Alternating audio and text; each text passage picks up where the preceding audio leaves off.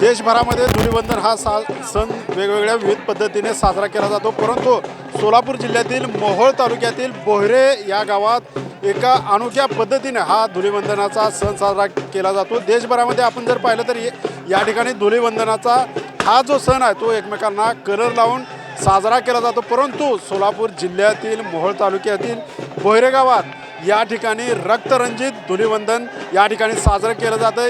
यामध्ये ही जी प्रथा आहे, परंपरा, ही शेकडो वर्षाची प्रथा परंपरा असल्याचं या गावकऱ्याकडून सांगण्यात येतं। आणि या ठिकाणी ही जी प्रथा आहे, एक गट या ठिकाणी मंदिराच्या वरती उभा राहतो आणि दुसरा जो गट असतो तो मंदिराच्या खालती उभा राहतो आणि हे जे दोन गट आहेत ते एकमेकांवर तुफानाची दगडफेक करतात आणि या ठिकाणी या जे लोक असतात त्यांचं रक्त देखील निघतं आणि जेवढं जास्त रक्त निघेल ते वर्ष चांगलं मानलं जातं आणि त्या वर्षी पाऊस चांगला पडेल आणि पीक पाणी देखील चांगलं येईल असं समजलं जातं। आणि या ठिकाणी अनोखी प्रथा परंपरा शेकडो वर्षापासून हे बोहरे गावचे ग्रामस्थ पाळताना आपल्याला पाहायला मिळतात। या ठिकाणी या आजूबाजूच्या गावातील लोक देखील ही प्रथा परंपरा पाहायला येतात। BCS न्यूजसाठी अशोक कांबळे, सोलापूर।